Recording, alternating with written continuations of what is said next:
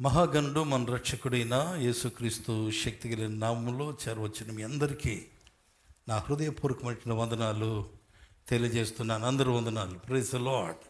దేవునికి మహిమ కలుగును గాక. ప్రభు ఇచ్చినటువంటి ఈ మంచి సమయాన్ని బట్టి ప్రభు నామాన్ని స్తుతిస్తున్నాను.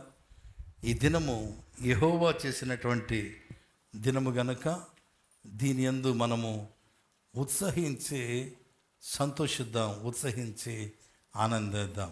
ఆమె దయచేసి మీరు ఎట్టు కానీ మనసు పెట్టకుండా దయచేసి ఇక్కడే మీరు మనసు పెట్టవలసిన మనం చేస్తున్నాను. మీ మొబైల్స్ ఉన్నట్లయితే ఇప్పుడే చెప్తున్నాను, దయచేసి స్విచ్ ఆఫ్ చేయండి. అర్థమైందా? నేను ఇదివరకు కూడా చెప్పాను, మరొకసారి చెప్తున్నాను. మరి ఈ మాటలు రికార్డు కాకుండా కొంచెం వాటిని ఇచ్చేయండి, డిలీట్ చేయండి తర్వాత. సో గమనించండి, ఎవ్వరు కూడా మొబైల్స్ మధ్యలో వాడడం కానీ, అర్థమైందా? దేవుని వాక్యాన్ని బైబిల్లో మీరు ఫాలో కావాలి. నేను ఐప్యాడ్ ఇవన్నీ వాడినా కూడా మీరు గమనించుంటారు, ఎప్పుడు కూడా నేను దేవుని వాక్యం లేకుండా రాను. కనుక బైబుల్ చాలా ప్రాముఖ్యమైనది. మీ వాక్యాన్ని అయితే చూపించను ఒకసారి. Let me see your Bibles please this morning. Can I see your Bibles? Very good, very good. దేవునికి మహిమ కలుగును గాక. చాలా మంచిది. కనుక ఎవరైనా ఒకవేళ బైబిల్ లేకుండా ఈ వారం వచ్చుంటే వచ్చే వారం తప్పకుండా తీసుకోవడానికి ప్రయత్నించండి. ఒకవేళ మీ దగ్గర బైబిల్ లేదంటే మనకి బుక్ స్టాల్లో బైబిల్స్ ఉన్నాయనుకుంటున్నాను. కాబట్టి దయచేసి అక్కడ మీరు కొనండి బైబిల్ని. దేవుని స్తోత్రం. మీకు తెలుసా దేవుని వాక్యం ఏం చెప్తుందో? విధింపబడినటువంటి తీర్పు వారి మీద నడుపుటకు వారి చేతిలో రెండంచులు కలిగినటువంటి ఖడ్గం ఉన్నది. ఏముందని చెప్పండి? ఎవరికి? దేవుని బిడ్డలకు. విధింపబడినటువంటి తీర్పు వారి మీద నడుపు అనగా దేవుని వాక్యం ఏం చెప్తుందంటే, మనం అనుకుంటాము మన జీవితం అనేది ఏదో ఆషామాష జీవితము అని అనుకుంటాం, లేక మన జీవితం అనేది ఈ లోకం మట్టుకే జీవించే జీవితం అని అనుకుంటాం. కానీ బైబిల్ ఏం చెప్తుందో తెలుసా? నీవు నేనంట, జాగ్రత్తగా ఆలకించాలి, నీవు నేను దేవదూతలకు తీర్పు తీర్చుదనని మీరు ఎరుగురా. దేవుడు మనల్ని ఎందుకు సృష్టించాడు, ఎందుకు ఆయన బిడ్డలుగా రక్షించాడు? కారణం ఏంటంటే, అందులో ఒక ఉద్దేశం ఏంటంటే, నీవు నేను ఒక సమయం వస్తుంది దేవదూతలకు తీర్పు తీర్చే శక్తిని దేవుడు మనకిచ్చాడు. అట్టి మహిమనిచ్చాడు, అట్టి బలమునిచ్చాడు, ప్రభావాన్ని ఇచ్చాడు. అవునా కాదా? ఆమెనని చెప్పరే? మరి కొంచెం హుషారుగా ఉండండి, అలర్ట్గా ఉండండి, ఎక్కడో ఉండకండి. Praise the lord. ఏదో ఒక స్వస్థత కలిగిందంటేనో హల్లెలూయా చెప్పడమే కాదు, దేవుని వాక్యం వింటూ కూడా వాక్యాన్ని అంగీకరిస్తూ ఏం చేయాలి? దేవుణ్ణి స్తుతించాలి, దేవుని నామాన్ని మహిమ పరచాలి. దేవునికి స్తోత్రం. హల్లెలూయా. దేవుని మహిమ కలుగును గాక. ప్రియమైనటువంటి దేవుని బిడ్డలారా, దేవుని ప్రజలారా, ఒకటి దేవుని వాక్యం కంటే ముందు ఒక చిన్న పల్లవి చరణం పాడుకుందాం. ఏంటంటే, ఎప్పుడు కూడా మీరు ఒకటి గుర్తుపెట్టుకోండి, యేసు మన చెయ్యి విడిచేవాడు కాదు. ఏం చేసేవాడు కాదు చెప్పండి? యేసు మన చెయ్యి ఎప్పుడు కూడా విడిచిపెట్టేవాడు కానే కాదు. ఆమేన్. హల్లెలూయా. ఎటువంటి పరిస్థితుల్లో కూడా గుర్తుపెట్టుకోవాలి, పెను తుఫాను లాంటి శోధనలు వచ్చినా, అర్థమైందా, పెనుగాలులు వీచినా కూడా యేసు ఎన్నటికీ చేయి విడిచిపెట్టేవాడు కాదు. కాబట్టి మనం ఏం చేయాలంటే, ఉదయకాలం ముందు మనందరం కలిసి ఒక పని చేద్దాం. మన కుడి చేయి ఉంది కదా, ఈ కుడి చేతిని ఆయనకి ఇద్దాం. పెట్టండి ఇలాగ. అర్థమైందా? ప్రభువా నా చేయి పట్టుకో. కొన్నిసార్లు నడుస్తున్నా, కొన్నిసార్లు తొందరపడుతున్నా, కొంతసార్లు పడిపోతున్నా, తెలిసి తెలియక అటు ఇటు అయిపోతున్నాను. గనుక నా చేతిని నీకు అందిస్తున్నాను ప్రభువా. హల్లెలూయా. Jesus never let go my hand.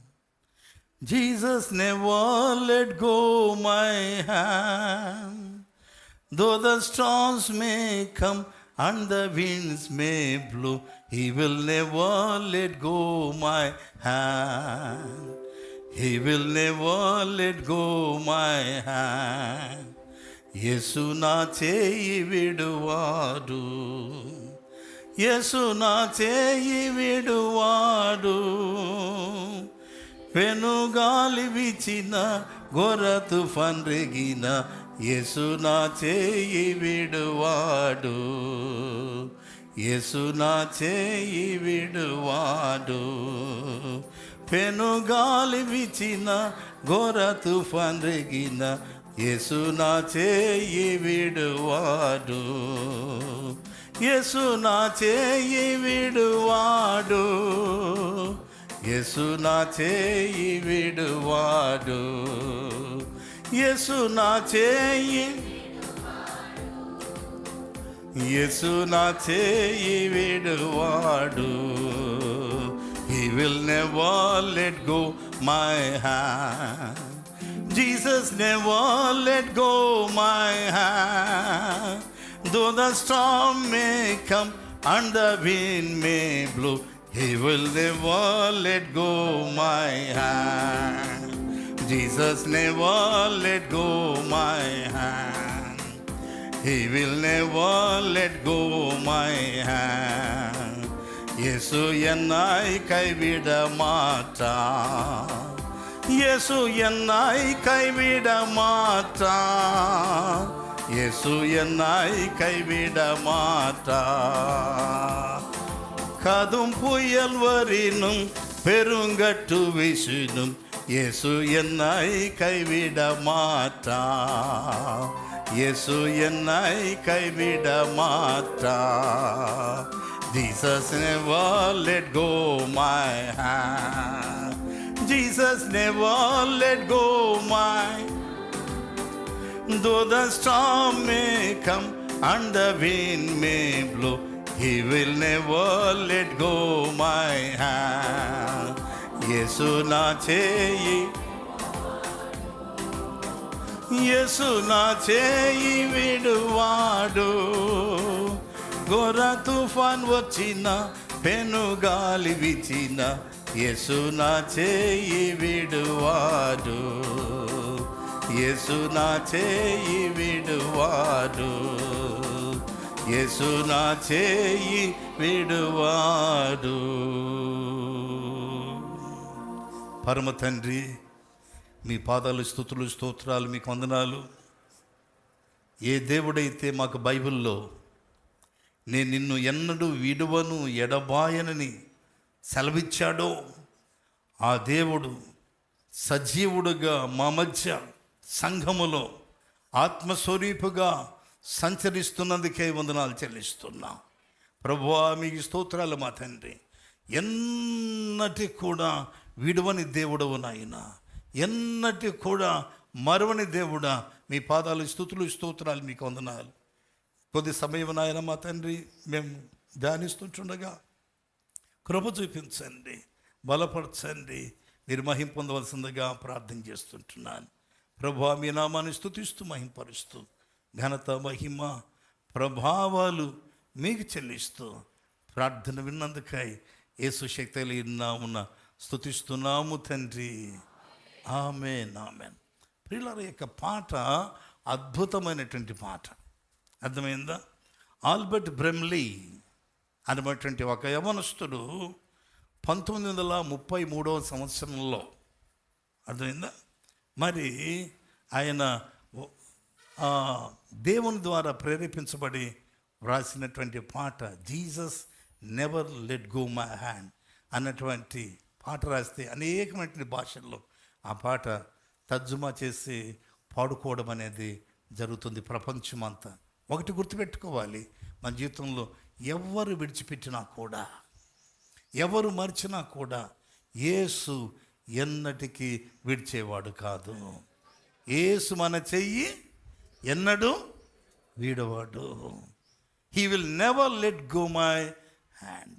యేసు ఎన్నై కైవిడ మాట, ఎప్పుడు కూడా ఆయన విడిచే దేవుడు కానే కాదు. అందుకే ప్రభు అంటున్నాడు, నేను నిన్ను ఎన్నడూ విడువను ఎడబాయను అంటున్నాడు. హల్లెలూయా, దేవునికి మహిమ కలుగునుగా. ఈ ఉదయకాలం అందు ఒక అద్భుతమైనటువంటి సందేశాన్ని మనం ధ్యానం చేద్దాం. ఆమేన్. సందేశాలు మీరు ఏవైతే వింటున్నారో ప్రతి వారము ఒక క్రొత్త సందేశం ఏవైతే వింటున్నారో దేవుని వాక్యం ఏం చెప్తుందో తెలుసా? దేవుని వాక్యం ఏం చెప్తుందో తెలుసా? మనము వాక్యం వినువారు మాత్రమే కాకుండా ఏం చేయాలి? చెప్పండి. వాక్య ప్రకారము ప్రవర్తించేవారుగా ఉండాలి. బోధించడం సులభం, వినడము కూడా సులభమే, కానీ కష్టమైనది ఏంటంటే పాటించడం. ప్రార్థించండి అని చెప్పడము సులభమే, కానీ ప్రార్థించడం కష్టం. అర్థమైందా? బైబుల్ చదవండి అని చెప్పడం సులభం, కానీ చదవడం కష్టం. ఏదైనా సరే ప్రియమైనటువంటి వాళ్ళ ప్రాక్టికల్గా చేయడం అనేది కష్టం. కనుక ఏది కూడా దేవుని పని కానీ, ప్రార్థన కానీ, అర్థమైందా, ఆరాధన కానీ, దేవుని వాక్యాన్ని వెంబడించడం కానీ, ప్రభును ప్రేమించడం కానీ, ప్రభు కొరకు సమర్పణ కలిగి జీవించడం కానీ, ఇవన్నీ ఎలా ఉండాలంటే ఏ ఒక్కరు కూడా కష్టంగా చేయకూడదు. ఎలా చేయాలి మీరు చెప్పండి? వెరీ గుడ్, బాగా చెప్పారు. కష్టంగా కాకుండా ఏం చేయాలి?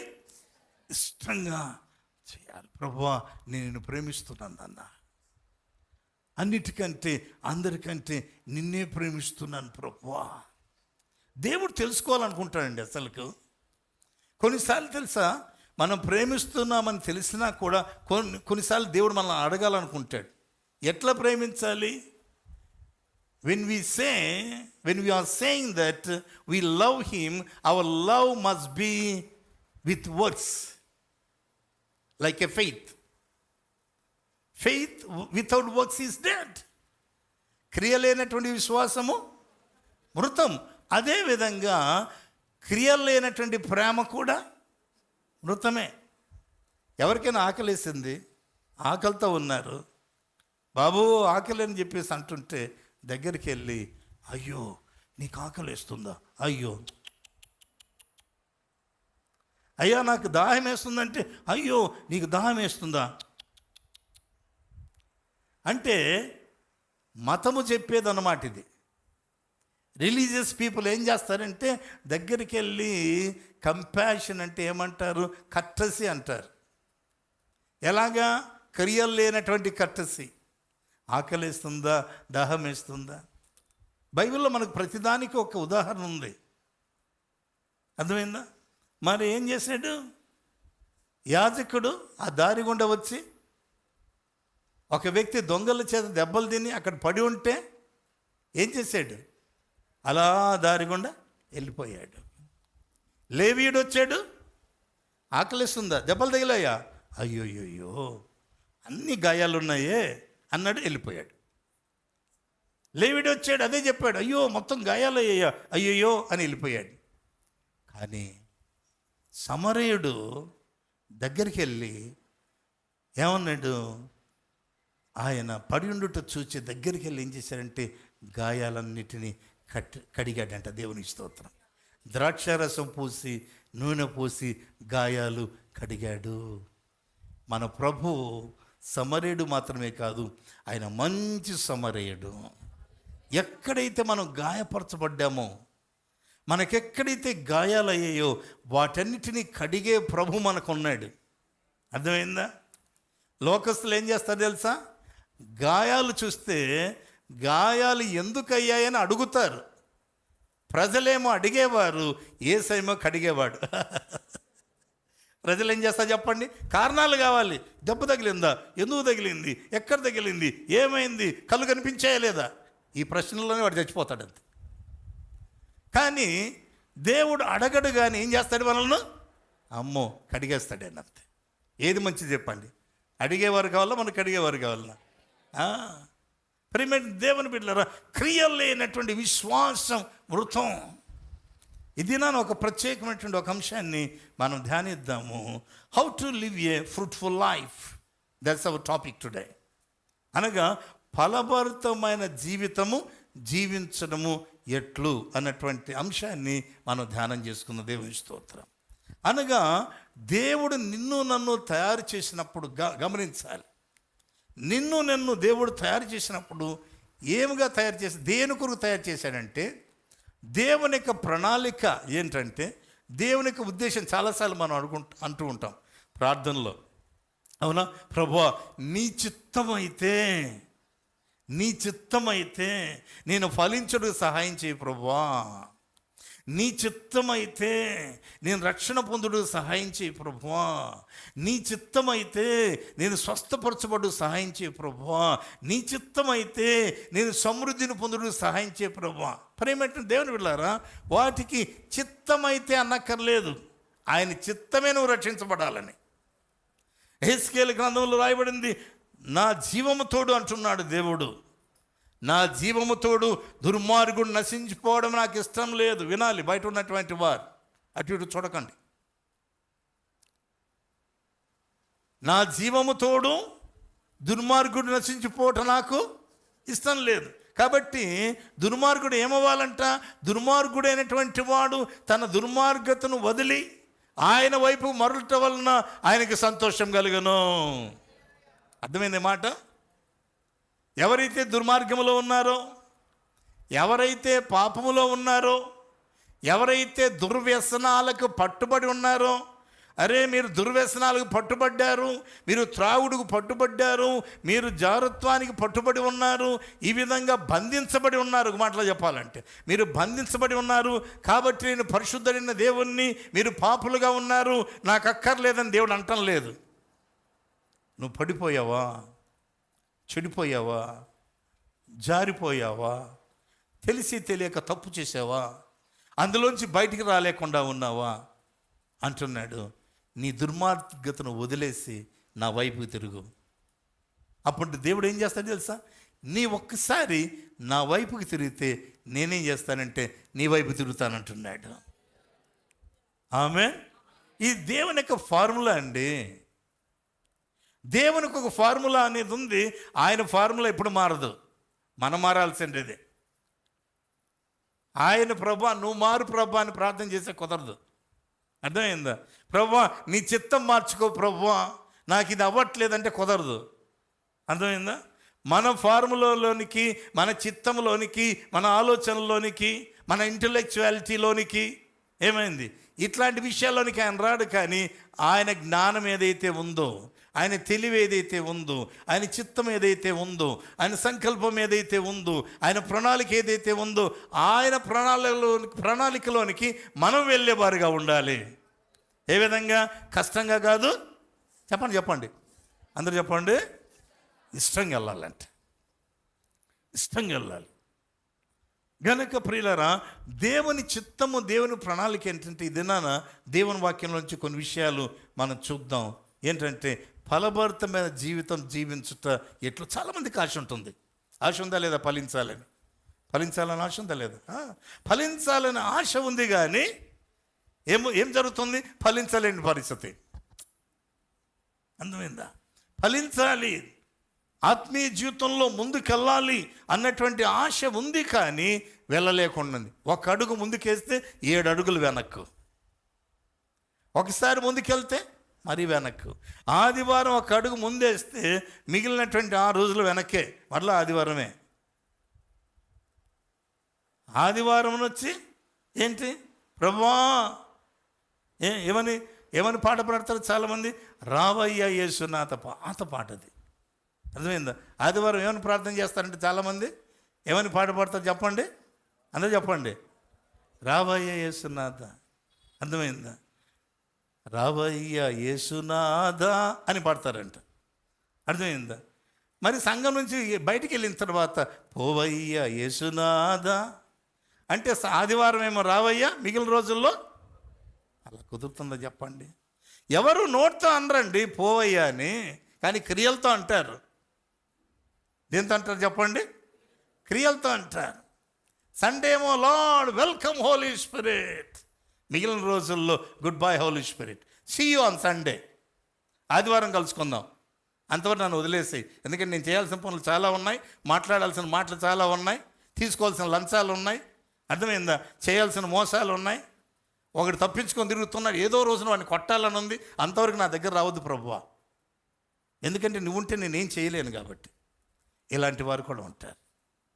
కొంతమంది అంటారండి, అసలుకు నాకు కోపం వచ్చిందో నేను బైబిల్ పక్కన పెట్టానో, నేను మనిషినే కాదంటే అర్థం ఏంటి? దెయ్యము అని. ఎవరు చెప్పారు బైబిల్ పక్కన పెట్టమని? బైబిల్ పక్కన పెట్టుకోవడానికి ఎందుకు పట్టుకోవాలండి?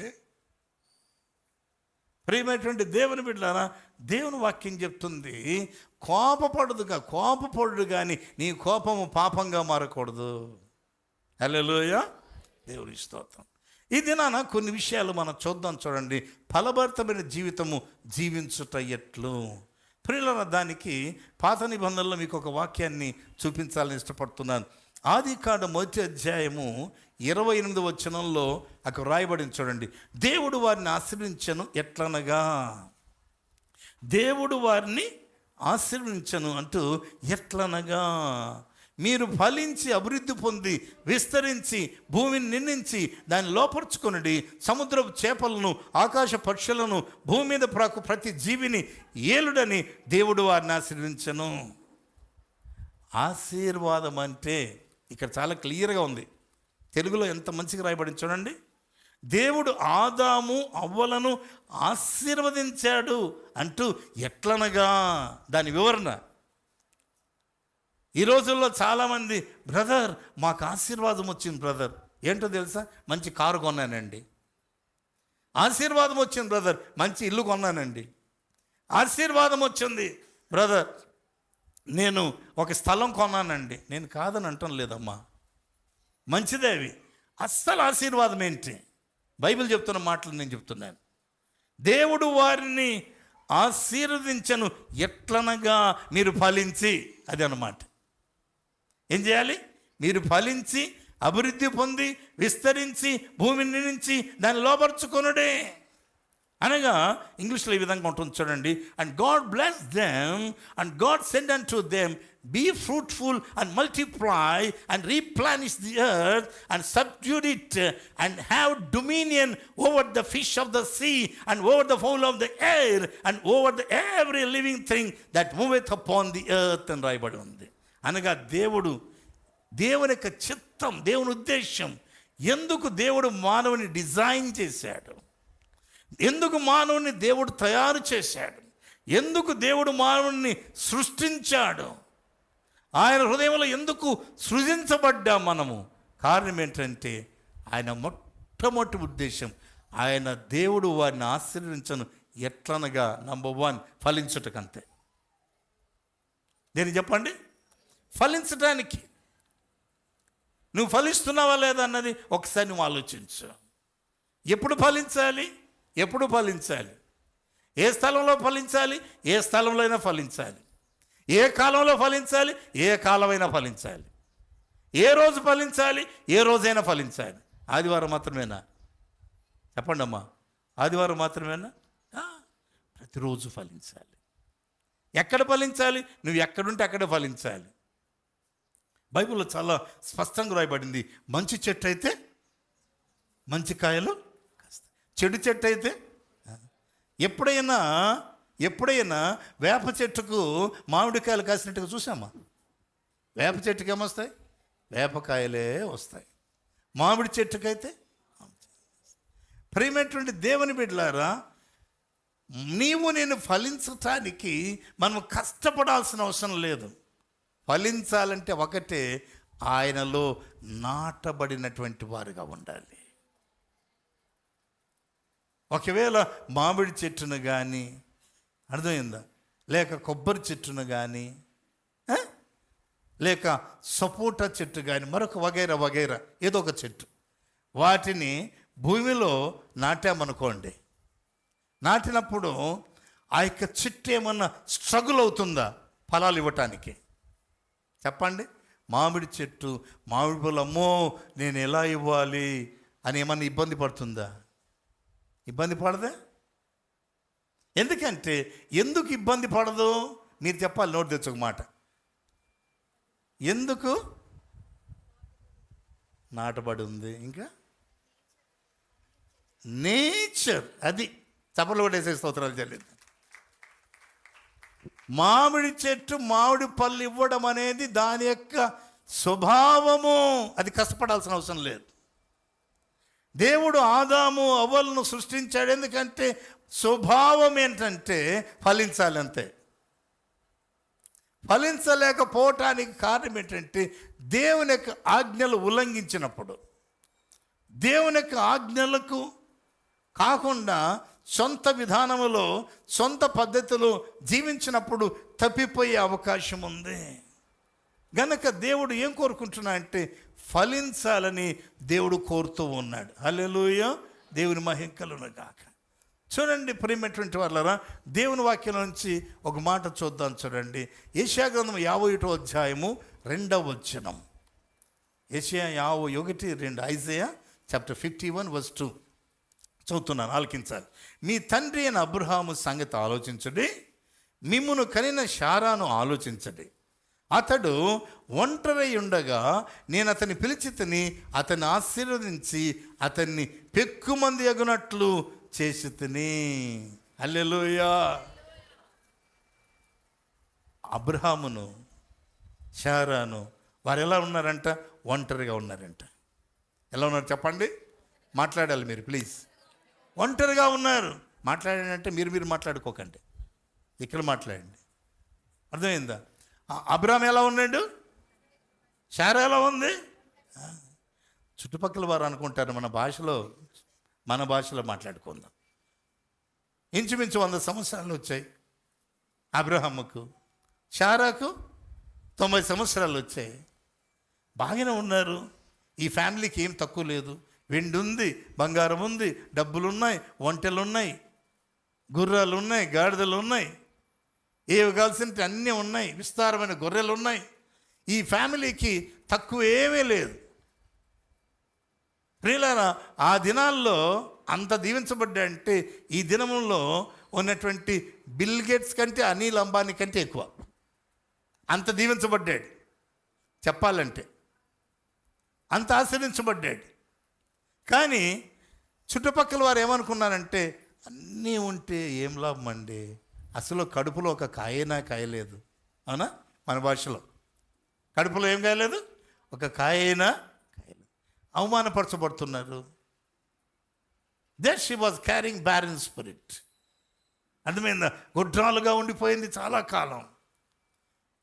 అప్పుడు దేవుని వాక్యంలో రాయబడింది, మీ తండ్రి అయిన అబ్రహాము సంగతి ఆలోచించండి.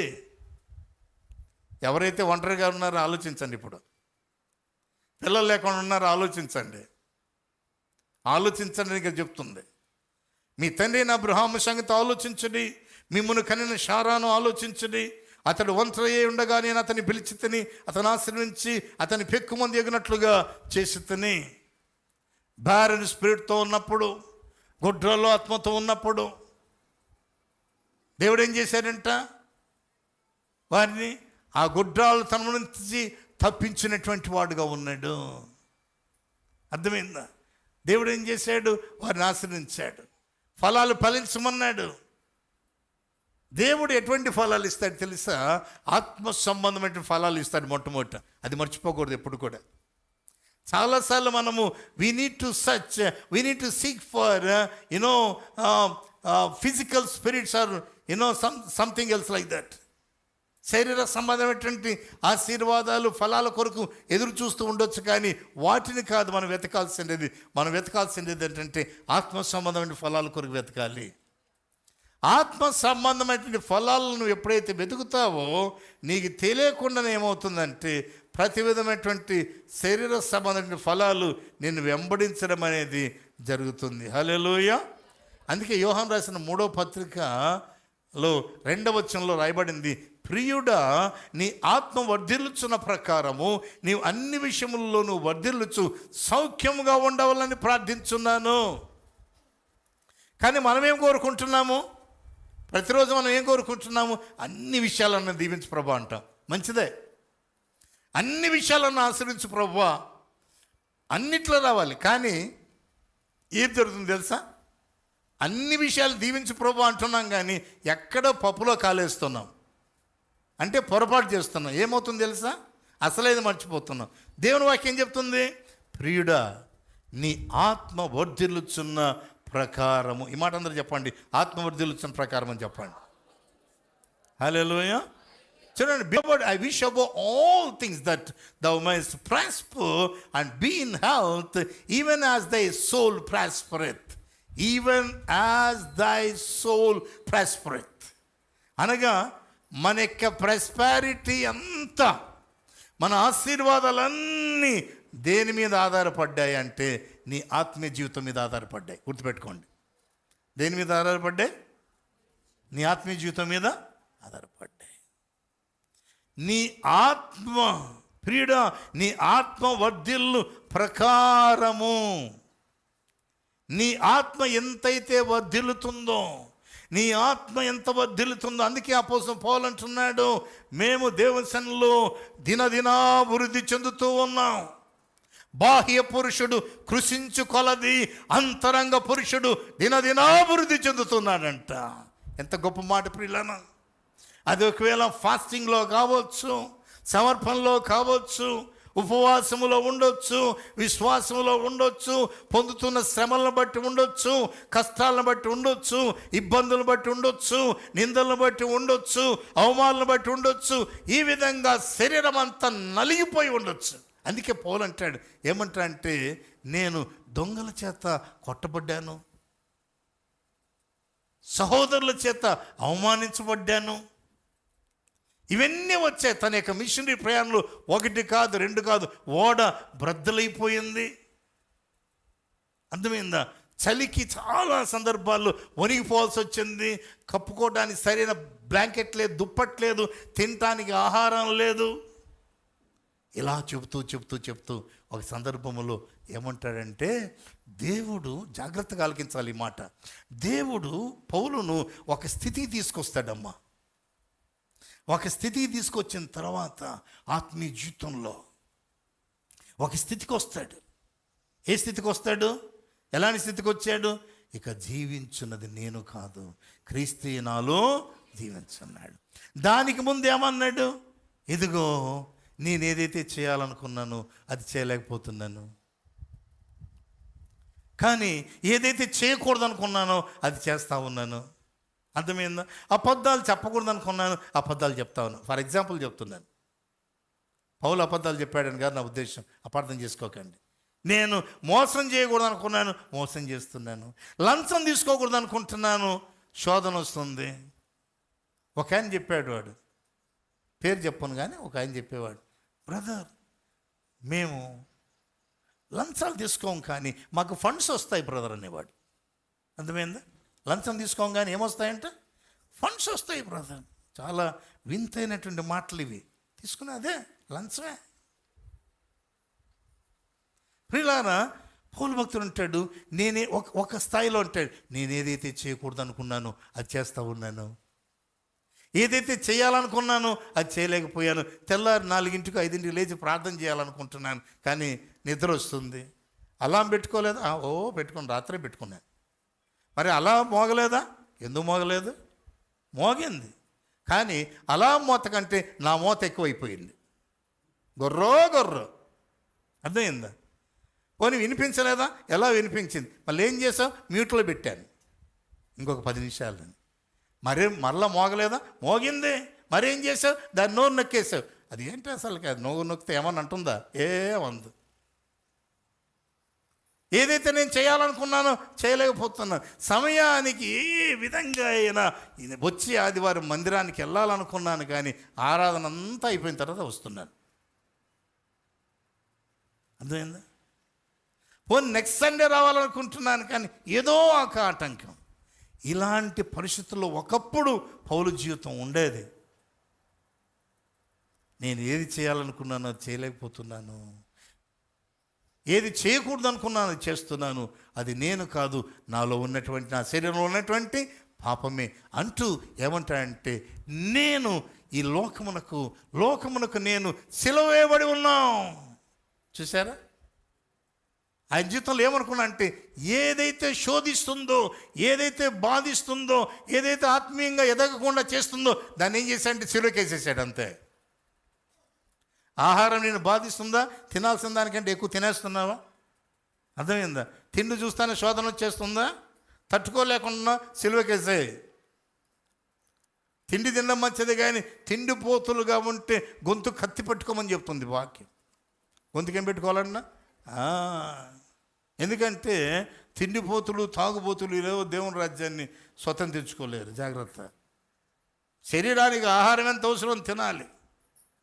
దేవుని యొక్క ఆలయం, అందుకే దేవుని వాక్యం చెప్తుంది, మీరు దేవుని ఆలయమై ఉన్నారని, దేవుని ఆత్మ మీలో నివసించున్నాడని. మీరు ఎవరైనా దేవుని ఆలయమును పాడు చేసినలా దేవుడు వారిని పాడు చేయనంటే అర్థం ఏంటంటే తినాల్సిన దానికంటే ఎక్కువ తినేసి ఏం చేస్తున్నారు?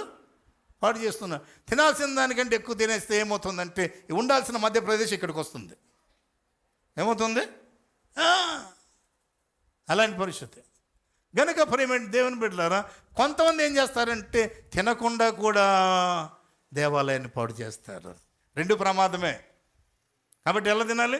బ్యాలెన్స్గా తినాలి. బ్రతకటానికే తినాలి కానీ తినటానికే బ్రతకూడదు. అర్థమైందా? గనుక మరి వాటిని జయించి ఒక స్థితికి వస్తాడు. ఒక స్థితికి వచ్చిన తర్వాత అప్పుడు ఏమంటా అంటే ప్రభువా, నేను ఇప్పుడు ఆత్మీయంగా నువ్వు నన్ను బలపరిచావు, పలుమార్లు నేను ప్రార్థన చేశాను, ఈ యొక్క ముళ్ళు నా తీసేయమన్నాను, నా కృప నీకు చాలన్నావు. అయితే ప్రభువా, నేను అనేకులకు బోధించి భ్రష్టునైపోతానేమో అని ఏం చేస్తున్నాను? నన్ను నేను నలగొట్టుకుంటా ఉన్నాను. ఎంత మంచి పని చెప్పండి.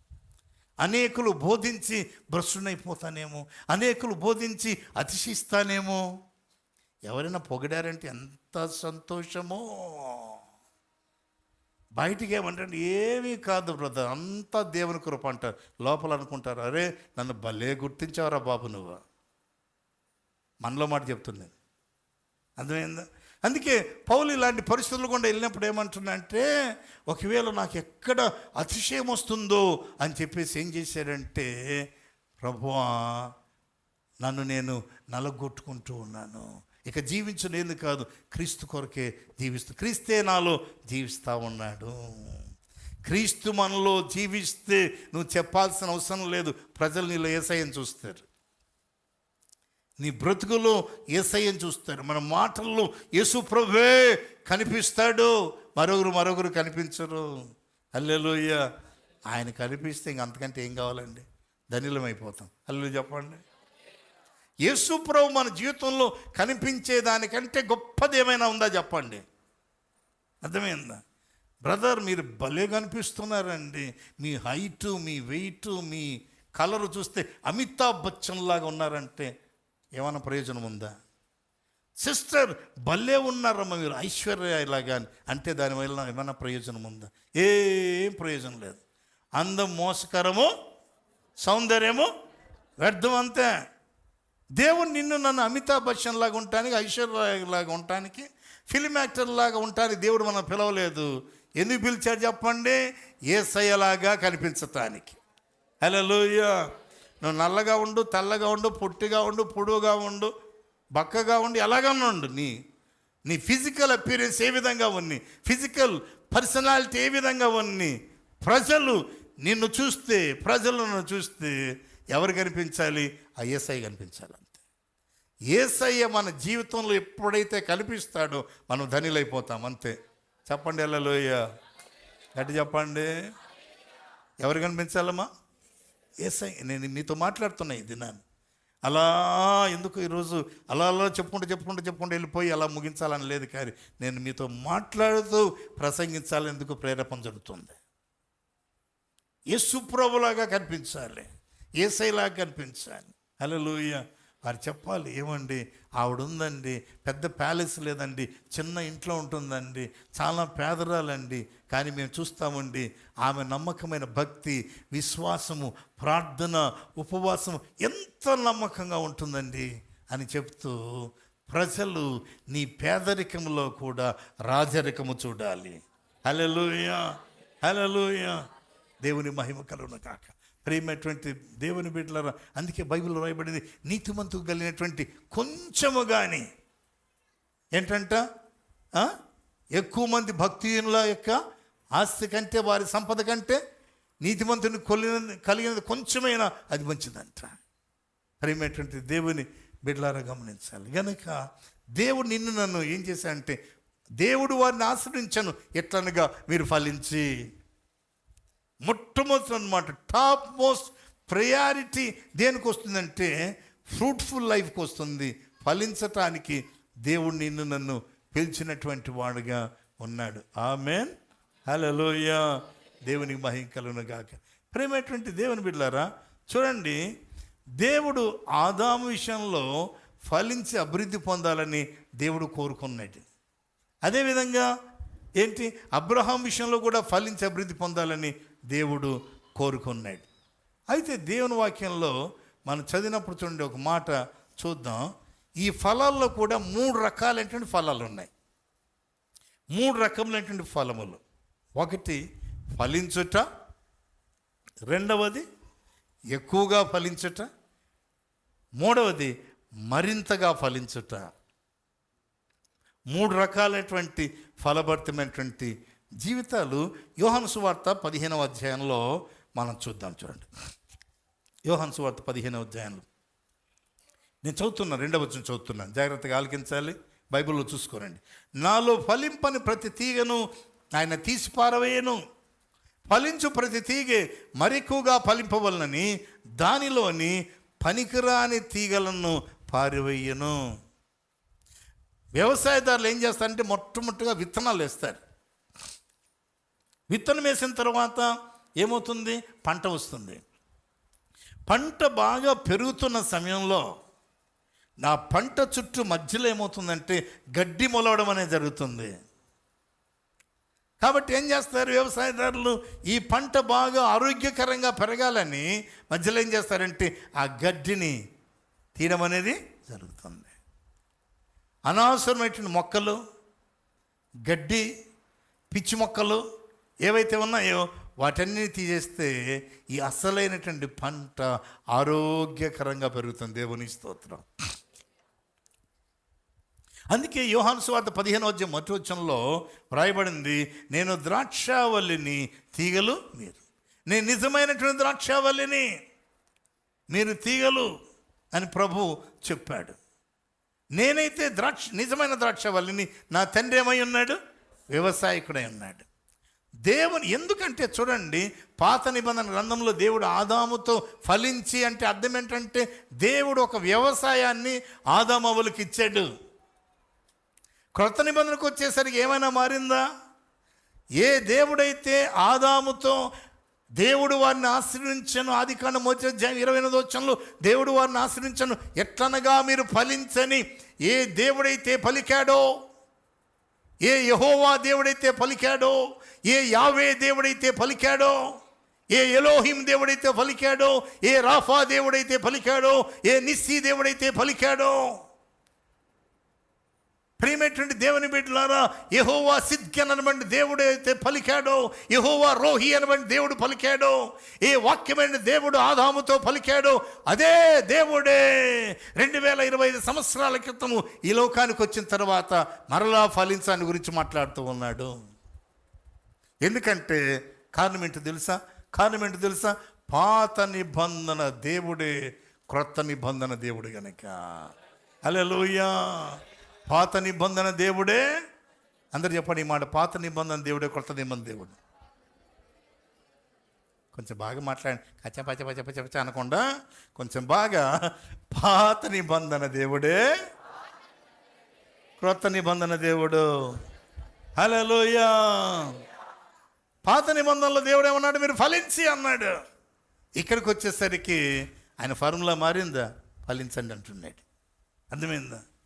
యేసు ప్రభువుగా వచ్చాక ఆయన ఏమంటున్నాడు, మీరు ఫలించండి, నేను నిజమైన ద్రాక్షావల్లిని. ఎందుకంటే తాను మరి పరిచయం చేసుకున్నప్పుడు శిష్యులకు కానీ లోకానికి కానీ పరిచయం చేసుకున్నాం, నేను నిజమైన ద్రాక్షావల్లిని, ఐఎమ్ ద ట్రూ వైన్ అన్నాడు. ఎందుకంటే అబద్ధపు ద్రాక్షావల్లులు ఉన్నాయి కనుక. వాటి గురించి బైబిల్లో చాలా విషయాలు ఉంటాయి. కారు ద్రాక్షావల్లులు, కాని ద్రాక్షావల్లులు ఇలాంటివి ఉన్నాయి కనుక మరి ఏమన్నాడు ప్రభు, నేను నిజమైన ద్రాక్షావల్లిని, నా తండ్రి వ్యవసాయకుడు. నా తండ్రి వ్యవసాయకుడు అన్నటువంటి మాట ఇంగ్లీష్లో ఏముంటుందంటే my father is a gardener అని ఉంటుంది. అర్థమైందా? My father is a gardener and also my father is a wine dresser అని ఉంటుంది. అంటే అర్థం ఏంటంటే ఈ పనికిరానేటువంటి గడ్డి ఏదైతే ఉందో, పిచ్చి మొక్కలు ఏవైతే ఉన్నాయో వాటిని కత్తిరించేస్తాడంట. దేవునికి స్తోత్రం, హల్లెలూయా. అందుకే ప్రియమైనటువంటి వాళ్ళరా, ఈ ద్రాక్ష తోటను గురించినటువంటి అనుభవం కలిగినటువంటి మరి వ్యవసాయదారులు చెబుతారు ఈ మాట. ఏమంటారంటే, ఒకవేళ ఈ యొక్క ద్రాక్షావల్లి ద్వారా ఈ ద్రాక్ష పంటను ఏర్పాటు చేశాక, ఆ ద్రాక్ష పంటలో నుంచి, ఆ ద్రాక్ష చెట్లలో నుంచి ద్రాక్ష పళ్ళు రావాలంటే రైతంట కనీసం 3 సంవత్సరాలు వేచి ఉండాలంట. 3 సంవత్సరాలు వేచి ఉంటే మంచి ద్రాక్ష పళ్ళు వస్తాయంట. అదే రైతు 5 సంవత్సరాలు వేచి ఉంటే మంచి ద్రాక్ష పళ్ళు మాత్రమే కాదు, ఆరోగ్యకరమైన ద్రాక్ష పళ్ళు వస్తాయంట. హల్లెలూయా, దేవుని మహిమ కలుగును గాక. అందుకే ఎప్పుడు కూడా దేవుని యొక్క సంఘము దేవుని వ్యవసాయానికి పోల్చబడింది. అందుకే నేను అప్పుడప్పుడు చెప్తుంటాను, దేవుని యొక్క వ్యవసాయం ఎలాంటిదంటే విన్యార్డ్. ఇట్ ఇస్ విన్యార్డ్ అంటారు. విన్యార్డ్ వచ్చేసి the significance of the body of Christ. అందుకే ఎప్పుడు కూడా ద్రాక్ష చెట్టును చూడాలంటే ఎవరు కూడా ద్రాక్ష పళ్ళు ఎలా ఉన్నాయని చెప్పేసి వేరుశనగ పంటను చూసినట్టుగా చూడరు. వేరుశనగ పంట ఎక్కడ ఉంటుంది? భూమి మీద ఉంటుంది. అందుకే భూమి మీద ఎవరు చూస్తారంటే భూ సంబంధులు భూమి మీద మనసు చూస్తారు, కానీ పరలోక సంబంధులు ఎక్కడ చూస్తారు? పైన చూస్తారు. అందుకే దేవుని సంఘము భూ సంబంధమైనది కాదు, దేవుని సంఘము పరలోక సంబంధమైనది. నీవు నేను భూమి మీద చూడటానికి పిలవబడలేదు. భూమి వైపుకు అటు ఇటు చూడటానికి, బిత్తర చూపులు చూడటానికి, ఇష్టానుసారం బ్రతకటానికి భూ సంబంధమైన మనుషులుగా నీవు నేను పిలవబడలేదు. రక్షణ పొందినటువంటి ద డే 1 నుండి యేసయ్య రాకడ వరకు, మన పోకడ వరకు ఎవరి వైపు చూడాలంటే పైన చూడాలి. ఎక్కడ చూడాలి చెప్పండి? ఎక్కడ చూడాలి? పైన చూడాలి. ఎందుకంటే మన సహాయం అక్కడే కాబట్టి. అందుకేనండి కీర్తనకారుడు అంటాడు, నేను కొండల తట్టు కన్నులు ఎత్తుచున్నాను, నాకు సహాయం ఎక్కడి నుంచి వచ్చును. కనుక దేవుని బిడ్డ, దేవుని ప్రజల కష్టంలో, ఇబ్బందులు, ఎటువంటి పరిస్థితుల్లో కూడా భూమి మీద చూడొద్దు. భూమి మీద చూస్తే ఎవరు కనిపిస్తారంటే మనుషులు కనిపిస్తారు. భూమి మీద చూస్తే అధికారులు కనిపిస్తారు. భూమి మీద కనిపిస్తే, భూమి మీద చూస్తే రాజకీయ నాయకులు గుర్తొస్తారు, వారు వీరు గుర్తొస్తారు. కానీ భూమి మీద చూడకుండా నీ కష్ట సమయంలో, ఇబ్బంది సమయంలో, అందుకే స్టార్టింగ్లో పాడుకున్నాం, యేసు మన చెయ్యి విడుబడ్డు. తుఫాను వచ్చినా, అర్థమైందా? పెనుగాలి వీచినా కూడా యేసు చెయ్యి విడవడు. కాబట్టి చెయ్యి విడవని ప్రభు వైపుకు ఇలా చూడాలి. ప్రతి సమయంలో ఆయన వైపు చూడాలి. ప్రభువా, కష్టం వచ్చిందా? నీ వైపు చూస్తున్నాను. ఇబ్బంది వచ్చిందా? నీ వైపు చూస్తున్నాను. నిద్రలు వచ్చాయా? నీ వైపు చూస్తున్నాను. ప్రతి సమయంలో నీ వైపే చూస్తున్నాను. ఎవరైతే ఆయన వైపు చూస్తారో వారిని దేవుడు ఎన్నటెన్నటికీ సిగ్గుపడనివ్వడు. అంతకంటే ఏం కావాలండి? అందుకే 118 కీర్తన 8వ వచనంలో రాయబడింది, మనుషులు నమ్ముకుంట కంటే, రాజులు నమ్ముకుంట కంటే యెహోవా నమ్ముకుంట మంచిది, మేలు. దేవుని వాక్యం యెహోవాను నమ్ముకోండ్రా బాబు అని చెప్తే చాలామంది యెహోవాను అమ్ముకుంటా ఉన్నారు. నమ్ముకోవాలా? నమ్ముకోవడానికి ఉండాలి కానీ అమ్ముకోవడానికి కాదు. ఈ దినాన్ని అమ్ముకునేవారు చాలామంది ఉన్నారు. అమ్ముకునేవారు ఎవరు? సేవను బిజినెస్ లాగా చేసేవారు. నాకింత కానుక ఇస్తేనే నేను వస్తాను. అమ్ముకుంటున్నావు అంతే. అతిశయంగా చెప్పట్లేదు. రఘునాథ్ డానియేల్ యొక్క చరిత్రలో 42 సంవత్సరాలు సేవలు భూమి మీద, సూర్యుని కింద, భూమి మీద ఏ మానవుడు కూడా ఇదిగో బ్రదరు మా దగ్గర కానుక డిమాండ్ చేశాడు అని చెప్పమనండి చూద్దాం. ఏ రోజుకు లేదు. ప్రియమైనటువంటి దేవుని బిడ్డలారా, దేవుని ప్రజలారా, ఎందుకంటే మనుషుల వైపు చూడడం కాదు, ప్రతి పరిస్థితుల్లో ఆయన వైపు చూడడం దేవుడు అలవాటు చేశాడు. హల్లెలూయా. కష్టములో, ఇబ్బందులు, ప్రతి సమయంలో దేవుడు ఆయన వైపు చూడడమే అలవాటు చేశాడు. హల్లెలూయా. అందుకే మరి ఎప్పుడు, అందుకే పౌలు గురించి ఒక మాట చెప్పాను ఇందాక, అతిశయం వస్తుందేమో అని చెప్పేసి తను తాను నలగొట్టుకుంటున్నా అంట. ఏదొచ్చినా పర్లేదు కానీ అతిశయం రాకూడదు. అందుకే దేవుని వాక్యం రాయబడింది. ఏమని రాయబడింది చెప్పండి? ఏమని రాయబడింది? ప్రేమటువంటి దేవుని బిడ్డలారా, గర్వము నాశనానికి గుర్తంట. Pride comes before destruction. అందుకే ఎప్పుడు కూడా ప్రభువా నీ అందే నేను అతిశయిస్తాను ప్రభువా, నాకు అతిశయం వద్దు ప్రభువా అనాలి. అందుకే ఈ పాటను ప్రతిరోజు మనం పాడుకోవాలి. నీవే నీవే నా అతిశయం ప్రభువా, నీ అందే నేను అతిశయిస్తాను. బైబిల్ అంటాడు, కొందరు గుర్రములను బట్టి, కొందరు రథములను బట్టి అతిశయిస్తారు. ఈ దినాల్లో చూసినట్లయితే ఏంటి, రకరకాల BMW కారు, ఇంకేంటి జాగ్వారా, ఇంకోట రకరకాలైనటువంటి కార్లు వచ్చేసాయి. కార్లు ఉండకూడదని కాదు, మంచిదే, కానీ వాటిని బట్టి అతిశయం ఉండకూడదు. కొందరు గుర్రములు బట్టియో రథములు బట్టియో అతిశయిస్తారు. ఎంతమంది కారు కావాలని ప్రార్థన చేస్తున్నారు? ఒకసారి చేసి చూపించండి. మా కారు ఉంటే బాగుంటుందని ఎవరు సిగ్గుపడతారు ఏంటి? అసలు ఏదో నేను ఇచ్చేటట్టుగా నేను ఎవరికి ఇవ్వను, మీరు కంగారు పడకండి. అర్థమైందా? చూడండి, యథార్థంగా చేయెత్తాడు. ఇంకా మా కారు కావాలి, లాస్ట్లో చివరిలో ప్రార్థన చేస్తాను. రైట్, మా కారు కావాలి. కొంతమంది ఎలా ఉన్నారంటే సగమే, అంటే మీకు సగం కారు కావాలన్నా చెప్పండి.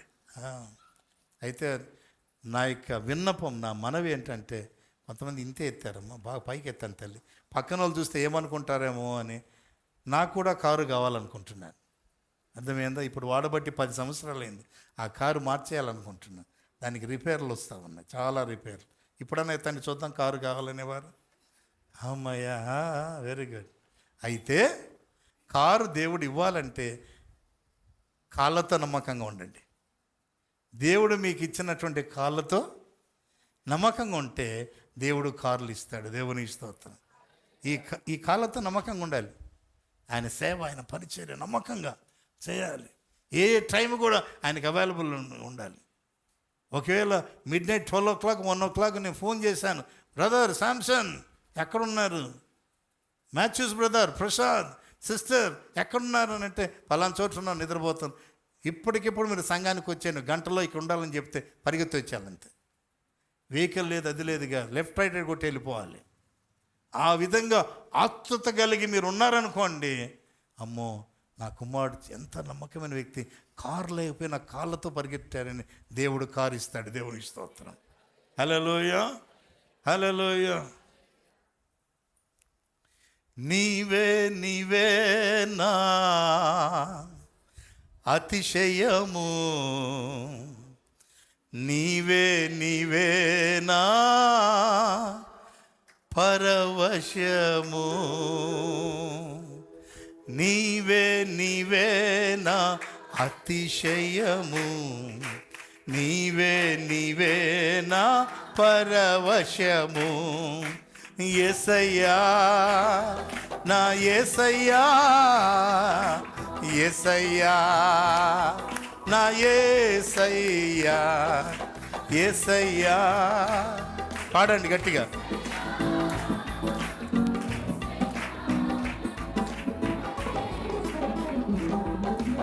నీవే నీవే నా ఆలోచన, నీవే నీవే నా నిరీక్షణ.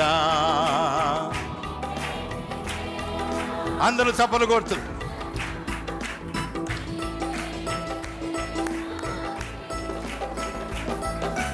యేసయ్యా నా యేసయ్యా, యేసయ్యా నా యేసయ్యా, యేసయ్యా నా యేసయ్యా, యేసయ్యా నా యేసయ్యా. ఆరాధనా ఆరాధనా ఆరాధనా స్తుతి ఆరాధనా, అందరి కలిసి ఆరాధన ఆరాధనా ఆరాధనా ఆరాధనా స్తుతి ఆరాధనా.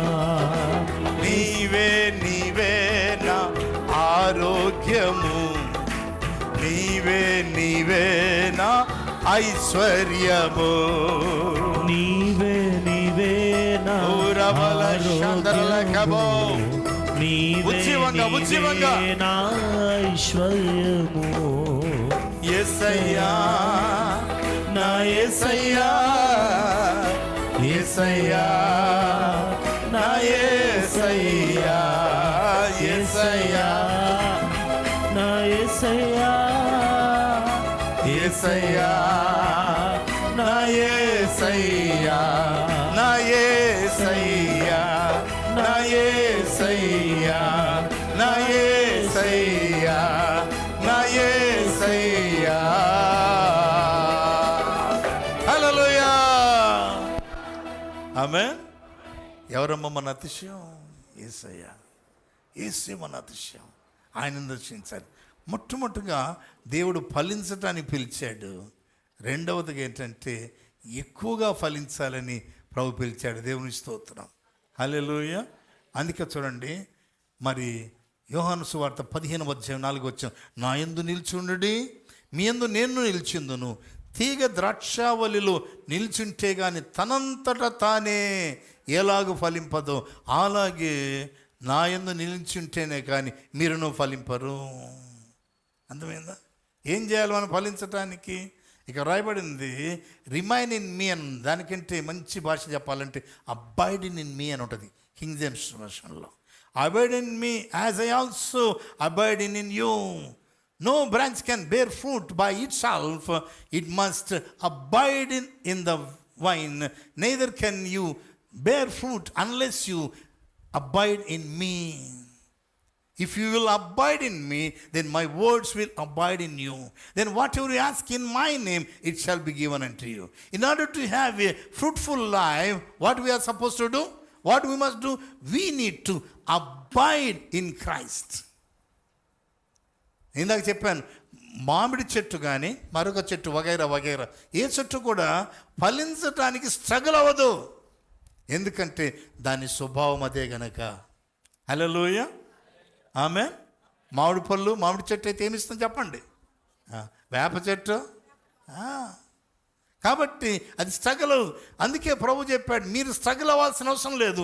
మనం ఏం చేయాలంటే ఆయనలో ఉంటే చాలంతే. ఎస్ అయ్యా, నేను నీలో ఉంటాను ప్రభువా, నువ్వు నాలో ఉండు ప్రభువా అంటే ఏమవుతాము? ఫలిస్తామంట. హల్లెలూయా. నేను ఎవరు నా యందు నిల్చుండునో, నేను ఎవరి యందు నిల్చున్నో వాడు బహుగా ఫలించును అని చెప్తే ఏమంటారు? నాకు వేరుగా ఉండి మీరేమీ చేయలేరు. సంఘానికి అలుగుతారండి కొంతమంది. చాలా బాధేస్తుంది అలాంటి వాళ్ళని చూస్తే. అమాయకులు అనుకోవాలో అసాధ్యులు అనుకోవాలో నాకు తెలియదు. ఏదో చిన్న సమస్య వస్తే సంఘాన్ని మానేస్తారు. ఇప్పుడు కూడా నేను చెప్తున్నాను, మీ వ్యక్తిగత సమస్యలు కానీ ఫ్యామిలీ ప్రాబ్లమ్స్ కానీ వగైరా వగైరా ఏదైనా ఉండొచ్చు, కానీ ఎప్పుడు కూడా సంఘానికి రావడం మానకండి. నంబర్ 1. రెండవదిగా ఏంటంటే సమయానికి రావడం కూడా మానకండి. చూస్తున్నాను బయట కొంతమంది, నేను చూశాను ఆల్రెడీ. అనుకున్నారు కొంతమంది ఇలా వంగి నెమ్మదికి వచ్చి వెనకల చీరలు అలా అడ్జస్ట్ అయ్యి కూర్చున్నారు. వాళ్ళు గేటు దగ్గర వచ్చినప్పుడే నేను చూశాను. అర్థమైందా? గనక అలాంటి పనులు చేయకండి. ఆరాధనకి మీరు మిస్ కాకూడదు. నేను ప్రేమతో చెప్తున్నాను, సంఘానికి ఆత్మీయ తండ్రిగా చెప్తున్నాను. బిడ్డలరా, మిమ్మల్ని అవమానపరచాలని కానీ, మిమ్మల్ని తగ్గించాలని కానీ, మిమ్మల్ని తక్కువ చేయాలని కానే కాదు. దయచేసి సమయానికి రండి, ఆరాధించండి, వాక్యం వినండి, వాక్యంలో బలపరచబడండి, వాక్యం నేర్చుకోనండి, వాక్యాన్ని వెంబడిద్దాం. దేవా ఏమైనా సరే నేను నీలో ఉంటాను ప్రభువా. 2 చోట్ల ఉన్నాయండి, మరొకటి లేదు. నీవు నేను బ్రతకటానికి ఈ లోకంలో 116 అవకాశాలు లేవు, 1 అవకాశం ఉంది. ఎక్కడ ఉండాలి? దేవుని వాక్యం చెప్తుంది, if you will abide in me then my words will abide in you. నువ్వు నాలో ఉంటే ఏముంటుంది? నా వాక్యం నీలో ఉంటుంది. అంటే అర్థం ఏంటి? వాక్యం మనలో ఉందంటే ఎక్కడ ఉంటున్నాం? ఆయన వర్డ్లో ఉన్నాం. అంత చెప్పండి, వర్డ్ అని చెప్పండి. ఎట్లా చెప్పండి? ఇది ఒక అవకాశం. ఇక్కడ లేమంటే ఇంకోటి ఉంది, అది కూడా డబ్ల్యూనే, కాకపోతే స్పెల్లింగ్ మారిపోతుంది. World. Either we have to abide in the word or in the world. ఉంటే ఎక్కడ ఉండాలి? వాక్యంలో ఉండాలి.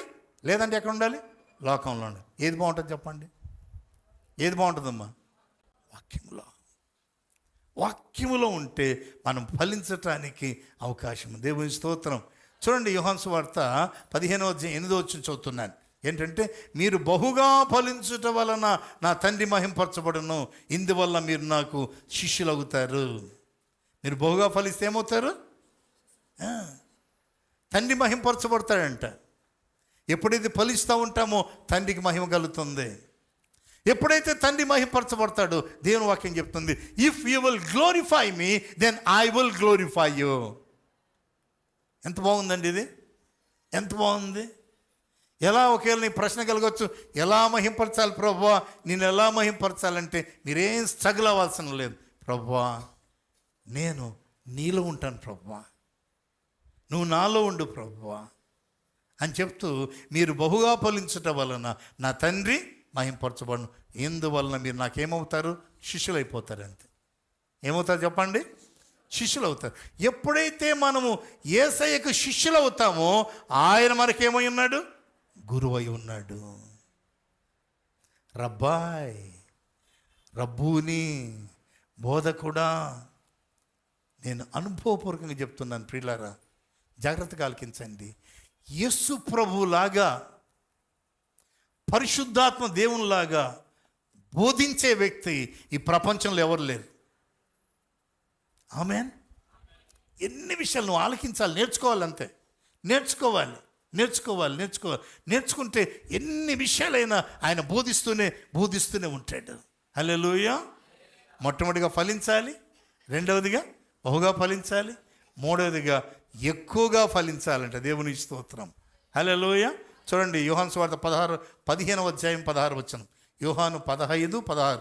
మీరు నన్ను ఏర్పరచుకోలేదు, మీరు నా పేరట తండ్రిని ఏమడుగుదరో అది ఆయన మీకు అనుగ్రహించినట్లు మీరు వెళ్ళి ఫలించుటకును మీరు మీ ఫలం నిలుచుటకు నేను మిమ్మల్ని ఏర్పరచుకొని నియమించుతని. అర్థమైందా? ఈ యొక్క సబ్జెక్టు నెక్స్ట్ సండే కూడా మనం కంటిన్యూ చేద్దాం. ఫలించేవారు ఎవరు, ఎక్కువగా ఫలించేవారు ఎవరు, బహుగా ఫలించేవారు ఎవరు, బహుగా ఫలిస్తే దానివల్ల ఉన్నటువంటి ఆశీర్వాదాలు ఏంటని చాలా విషయాలు నెక్స్ట్ సండే కూడా మనము ధ్యానం చేసుకుందాం. హల్లెలూయా. దానికంటే ముందు ఒక మాట చదువుతున్నాం చూడండి. మత్తయి సువార్త 3:10. ఇప్పుడే గొడ్డలి చెట్ల వేరున ఉంచబడి ఉన్నది గనుక మంచి ఫలం ఫలింపని ప్రతి చెట్టును నరకబడి అగ్నిలో వేయబడును. ఇందాక నేను చెప్పాను, ఫలము భూమి మీద వచ్చిన తర్వాత, విత్తనాలు మొలిచాక, పంట చేతికి వచ్చినప్పుడు చుట్టూ ఏమవుతుందంటే గడ్డి మొలుస్తుంది, చుట్టూ ఏమవుతుంది? పిచ్చి మొక్కలు మొలుస్తాయి. అర్థమైందా? చుట్టూ పిచ్చి మొక్కలు అవన్నీ మొలిస్తే దాన్ని, అందుకే ఏమంటానంటే ముళ్ళ పొదలు అన్నాడు. విత్తనాలు ఎక్కడంటే ముళ్ళ పొదలు. అందుకే ఆ ముళ్ళ పొదలు ఏంటి? ఐహిక విచారములు, ధనమోహము, అవి ఇవన్నీ ఏం చేస్తాయంటే చెట్టును పెరగకుండా చేస్తాయి, ఫలించకుండా చేస్తాయి. కాబట్టి ఏం చేస్తాయంటే దేవుడు, I'm a true wine, my father is a gardener, my father is a wine dresser. వాటిని కత్తిరించేస్తాడు. పనికిరాని తీగలను ఏం చేస్తాడంట? కత్తిరిస్తాడంట. అందుకే వారి ఫలం వలన చూడండి, అక్కడ రాయబడింది, ఇప్పుడే గొడ్డలి చెట్ల వేరున ఉంచబడి ఉంది. ఎందుకు గొడ్డలి పెట్టబడిందంటే నిన్ను నన్ను శిక్షించడానికి కాదు, అవకాశాలు ఇస్తాడు దేవుడు. అమ్మ గుర్తుపెట్టుకోండి, దేవుడు కృపగలిగిన దేవుడు, కనికరం దేవుడు, దయగలిగిన దేవుడు. నాకేం పర్లేదు అని అనుకుంటున్నారా? జాగ్రత్త. దేవుడు అవకాశాలు ఇస్తాడు.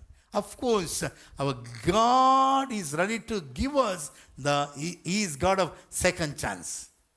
రెండవ అవకాశం ఇస్తాడు, మూడవ అవకాశం ఇస్తాడు, నాలుగవ. ఎంతకు నువ్వు వినలేదంటే నా మాట కాదు, దేవుని వాక్యం చెప్తుంది, ఇప్పుడే గొడ్డలి చెట్ల వేరున పెట్టబడింది. ఆ పరిస్థితి ఎవరికి కూడా రాకుండానుగాక. హల్లెలూయా. కాబట్టి దేవుడు ఫలభరితమైన జీవితం జీవించటానికి దేవుడు నిన్ను నన్ను పిలిచినటువంటి వాడుగా ఉన్నాడు. ఆదికాండం 28 దేవుడు ఏ విధంగా, దేవుడు వారిని ఆశ్రయించి ఎట్లనగా మీరు ఫలించి, కనుక ఆ దేవుడు క్రొత్త నిబంధనలు అదే చెప్తున్నాడు, మీరు ఫలించాలని, ఇంకేంటి ఎక్కువగా ఫలించాలని, బహుగా ఫలించాలని దేవుడు కోరుతున్నాడు. ఒక వ్యక్తి ఎక్కువగా ఫలించాలంటే నీవు నేను ఏం చేయనక్కర్లేదు, ఆయనలో ఉంటే చాలు, ఆయన మాట వింటే చాలు. అర్థమైందా? ఎప్పుడైతే ప్రభులో ఉంటామో మనము ఫలించటానికి అవకాశం ఉంది. చివరిగా ఒక్క వచనాన్ని నేను చదవాలని ఇష్టపడుతున్నాను. చూడండి, మనందరికీ బాగా పరిచయమైనటువంటి వాక్య భాగంలో మనం చూస్తున్నాం. హల్లెలూయా. ఇక రాయబడింది, 1 కీర్తన 3 వచనాలు. దుష్టుల ఆలోచన చొప్పున నడవక, పాపుల మార్గం నిలవక, అపహాసులు కూర్చొని చోటను కూర్చుండక. ఈ 3 మనం పాటించాలి. దుష్ట సాంగత్యం, మంచి నడవడిను. నువ్వు మంచి వ్యక్తివి, నీకు అర్థమయ్యేలా చెప్తాను. నువ్వు చాలా మంచి వ్యక్తివి, దేవుని బిడ్డవు. నీవేం చేస్తున్నావు? ఎవరో తాగుబోతులు, అల్లరి మూకలు వారి మధ్యలో కూర్చొని వాటితో చిట్చాట్ చేసుకుంటా ఉన్నావు. సరిగ్గా అప్పుడే పోలీస్ వ్యాన్ వచ్చింది. వారితో పాటు నువ్వు దొరకవా? లేదండి, నేను నీతిమంతుని, నేను మంచి సంఘానికి వెళ్తాను, నేను అగాపే కలువరి సంఘానికి వెళ్తాను, మా పాస్టర్ గారు డానియల్ గారు అంటే, సరే అవన్నీ తర్వాత చూద్దాం, మొట్టమొదటి వెహికల్ ఎక్కంటారు. అర్థమైందా? నువ్వు వారితో ఏం పని ఉంది? నువ్వు మంచోడు కదా. వారితో ఏం చేస్తున్నావు ఇక్కడ? వారు సిగరెట్లు తాగుతున్నారు, బీడీలు తాగుతున్నారు, స్మోక్ చేస్తున్నారు, అల్లరి మోకలు. మేము ఎప్పటి నుంచో వారి కొరకు మేము ఎదుగుతున్నాం. ఈరోజు దొరికారు, వారితో పాటు నువ్వు కూడా. అందుకే ఈ విధంగా చాలామంది చిక్కుపడిపోయే వాళ్ళు చాలామంది ఉన్నారు. దుష్టుల ఆలోచన చొప్పున నడవక, పాపుల మార్గం నిలవక, అపహాసకులు కూర్చుండకూడదు. అపహాసకులు ఏం చేస్తారంటే, ఎక్కడ పని పాట లేకుండా అక్కడ కూర్చొని అటు ఇటే వెళ్ళే అమ్మాయిలను ఏడిపిస్తూ ఉంటారండి. ఈ రోజుల్లో అమ్మాయిలు కూడా తయారై అబ్బాయిలను కూడా ఏడిపిస్తారు. ఎందుకంటే సమాన హక్కుల కొరకు పోరాడుతున్నారు కాబట్టి, ఈ సమానత్వములో వారు కొడితే వీరు కూడా కాలర్ పట్టుకుంటున్నారు. సమానత్వం. అర్థమైందా? అయితే ఏదేమైనా కూడా అపహాసకులు కూర్చుండకూడదు. అంటే ఏం చేయాలి? యెహోవా ధర్మశాస్త్రమందు ఆనందించు, దీవారాత్రులు దాన్ని ధ్యానించువాడు ధన్యుడు. ఇక్కడ చూడండి, మనము సరైన పాయింట్కి వస్తాం. అతడు నీటి కాలువల యోర నాటబడినది, ఆకు వాడక తన కాలమందు ఫలమిచ్చు చెట్టు వలె ఉండును. అతడు చేయనదంతయు సఫలమగును. ఫలిస్తే సఫలమవుతుంది. నీవు నేను ఫలిస్తే ఏమవుతుంది? సఫలమవుతుంది. ఎప్పుడు ఫలిస్తామంట? నువ్వు ఫలించాలంటే ఏముండాలి? వాక్యంలో ఉండాలి. దేవుని యొక్క వాక్యంలో ఎప్పుడు ఉండాలి? దీవారాత్రులు దాన్ని ధ్యానించాలి. దీవారాత్రులు ధ్యానించి అతడు, ఆమె, ఎవరైనా సరే, నీటి కాలంలో ఎవరు నాటబడినది, ఆకువాడక తన కాలమందు ఫలమిచ్చు చెట్టు వలె ఉండును. అతడు చేయనదంతా సఫలమగను. నువ్వు ఎక్కడినా బ్లెస్సింగే, ఎక్కడినా కూడా ఆశీర్వాదమే. ఎవరు ముట్టుకున్నా స్వస్థతే, ఎక్కడినా ఆశీర్వాదమే. ప్రభు అంటున్నాడు, నువ్వు అడుగుపెట్టు ప్రతి స్థలము నేను నీకు ఇస్తాను. యోసేపును చూసి సహోదరులకు అసూయ వచ్చేసిందండి, అన్నదమ్ములకు. ఇదేంట్రా బాబు ఇంత అందంగా ఉన్నాడంటే. అందంగా ఉండేది కాకుండా మళ్ళీ ఎక్స్ట్రా ఏం చేశాడు వాళ్ళ డాడీ యాకోబు? ఏం చేశాడు? ఒక విలువైనటువంటి లేక విచిత్రమైనటువంటి అంగీని కుట్టించాడంట. దాంట్లో ఇంకా అందంగా కనిపిస్తూ ఉన్నాడు. ఎలాగైనా కానీ ఏదో ఒక రోజు వీడిని ఖతం చేయాలనుకున్నారు అంతే. అర్థమైందా? వాని కళ్ళంతా, వాళ్ళ కళ్ళు ఎక్కడ? అంగీ మీద పడింది. అంగీని చించి పడేశారు అంతే. చించేసిన తర్వాత గోతులో నెట్టేశారు. భలే చేశామనుకున్నారు, భలే జరిగింది అనుకున్నారు, వాళ్ళు అనుకున్నారు. కానీ యూసెఫ్ అయితే ఏమనుకోలేదు. ఎగతాలు చేస్తే నువ్వు చేసావు, అవమానపరుస్తావు నువ్వు చేసావు, నాకేం పర్లేదు. నువ్వు వ్యతిరేకంగా మాట్లాడంటే నాకేం పర్లేదు, మీరే నష్టపోతారు. ఇలా తన మనసులో అనుకొని క్షమిస్తూ వచ్చాడు. ఒక దినాన అలా ఇంకా చాలా విషయాలు ఉన్నాయి. అర్థమైందా? అసలు యోసేపు జీవితంలో వస్త్రాలు మారినట్లుగా ఎప్పుడు మారలేదండి, ఎవరికి మారలేదు. అయితే చివరకు చేయని నేరానికి ఏమైంది? జైలుకి వెళ్ళాల్సి వచ్చింది. దేవుడు ఏం చేశాడు? ఆ జైల్లో దేవుడు మాట్లాడాడు. ఖైదుగా ఉన్నప్పుడు మాట్లాడుతుంటే, ఐగుప్తులో జరగబోయే విషయాలు దేవుడు మాట్లాడాడు. జరగబోయే కరువును గురించి మాట్లాడితే ధాన్యాన్ని ప్రోగు చేయించాడు. ఐగుప్తు దేశానికి దేవుడు యోసేపును ప్రధాని చేశాడు. చేసిన తర్వాత ఒక మాట అంటాడు, యోసేపు అనగా ఫలించడి కొమ్మ అని. అందుకని ఈ మాట చెప్తున్నాను. యోసేపు అంటే అర్థం ఏంటి? ఫలించడి కొమ్మ. ఫలిస్తూ ఉన్నాడు. అందుకే తన సహోదరులు గుర్తుపట్టాక బాధపడితే అంటాడు, మీరు నాకు కీడు చేయదలంచారో కానీ దేవుడు నాకు, మీరు ఏదైతే కీడు చేయాలనుకున్నారో దేవుడు దాన్ని ఏం చేశాడు? నాకు మేలుగా చేశాడు. ఇంగ్లీష్లో భలే ఉంటుంది, you intended harm for me but God intended good అని ఉంటుంది. మనుషులు ఈ దినాన నీకు నాకు ఏదైతే కీడుగా చేయాలనుకుంటున్నారో, నేను పడగొట్టడానికి, నిన్ను ఖతం చేయటానికి, అర్థమైందా? రే ఈ రోజుతో వీడి చాప్టర్ క్లోజ్రా అంటారు కొంతమంది, వీని పని అయిపోయిందిరా అంటారు. ఎప్పుడైతే శత్రువులు ఎవరైనా సరే నీ చాప్టర్ క్లోజ్ అని అనుకుంటారో ఆ రోజే దేవుడు క్రొత్త పుస్తకం తెరుస్తాడు నీ జీవితంలో. హల్లెలూయా, అర్థమైందా? అలాంటి దేవుడు అండి మన దేవుడు. ఎప్పుడు పాలిస్తున్నాడు? ఐగుప్తు అంతా కరువు వచ్చింది, కానీ యోసేపు ఉన్న స్థలములో కరువు లేదు, సమృద్ధి ఉంది. యోసేపు దేవుడే మన దేవుడు. ఇది నాన్న వాక్యంలో ఉండండి ప్రియులరా, సహోదరి సహోదరి, నా బిడ్డలారా, నేను చెప్తున్నాను, వాక్యములో వాక్యములో వాక్యములో వాక్యములో ఉండండి. వాక్యాన్ని ప్రేమించండి, వాక్యంలో జీవించండి. అందుకే 119వ కీర్తన 50 అంటాడు, దేవా నీ వాక్యము నన్ను బ్రతికించి ఉన్నది, నా బాధలో ఇదే నాకు నెమ్మది కలిగిస్తా ఉంది. బాధ వేసిందా? వాక్యాన్ని పట్టుకో. సంతోషంగా ఉందా? వాక్యాన్ని పట్టుకో. ప్రతి సమయంలో వాక్యాన్ని పట్టుకో. హల్లెలూయా, దేవుని మహిమ కలుగును గాక. ఏదో ఒక సందర్భంలో కష్టం వచ్చినప్పుడు, ఇబ్బంది కలిగినప్పుడు మాత్రమే వాక్యాన్ని పట్టుకోవడం కాదు. నేను ఇదివరకు చెప్పాను అనుకుంటాను, మొదటిసారి చెప్తున్నా. వాడి కష్టం వచ్చిందంట, ఎప్పుడు సంవత్సరం అంతా బైబిల్ పుట్టినటువంటి దీనికి పోలేదు. ఒకరోజు కష్టం వస్తే, ఈరోజు నా లక్కీ లాటరీ ఎట్లుందో చూసుకుందాం, చక్కగా మంచి ప్రభువా బంగారు వచనం కావాలి, మంచి వాక్యంతో నాతో మాట్లాడు ప్రభువా అని ఇట్లా తెరిచాడంట. బాబోయ్, ఇస్కరియోతు యూదా ఉరి వేసుకొని వచ్చిందంట. ఏమని వచ్చింది చెప్పండి? ఇదేంద్రా, తెరవక బైబిల్ తెరిస్తే చదవక వాక్యం చదివితే నాకు ఊరి వచ్చింది అనుకొని, ఇట్లా కాదు. రెండవసారి తండ్రి కుమార పరిశుద్ధాత్మ కదా, మన వాళ్ళకి బాగా తెలుసు. రెండవసారి తండ్రి అయిపోయింది, కుమారుని యొక్క నామంలో ప్రభువా అంటే నీవును ఆ పని చేయమని వచ్చిందంట. ఏం చేయాలి? నీవు కూడా, అమ్మా ఇదేంట్రా ఈ ఉదయాన్ని అసలు బైబిల్ చదివితే ఏం బాల్య పరిస్థితి అని. మూడోసారి లక్కీ లాటరీని యేసు రక్తం జయం, ఏం చేస్తావు చేయని తెరిచాడు. నీ చేయనిదేదో త్వరగా చేయమని వచ్చిందంట. చేయనిదేదో చూసారా? కాబట్టి ఎప్పుడు కూడా వాక్యాన్ని లక్కీ లాటరీ లాగా చదవకూడదు. ఆది కాండం నుంచి పరగడం వరకు క్రమంగా చదవాలి. ఎప్పుడైతే వాక్యం చదువుతుంటామో వాక్యం మనం బ్రతికించేస్తుంది, వాక్యంలో మనం బ్రతుకుతాం. ఆమేన్, హల్లెలూయా. ఆ విధంగా వాక్యంలో వేరుపారి ఫలించటానికి, బహుగా ఫలించటానికి, ఆ ఫలభరితమైన జీవితం ద్వారా దేవుని మహింపరచడానికి పరిశుద్ధాత్మ దేవుడు సహాయం చేయను గాక. దేవుడి వాక్యం దీవించును గాక. ఆమేన్.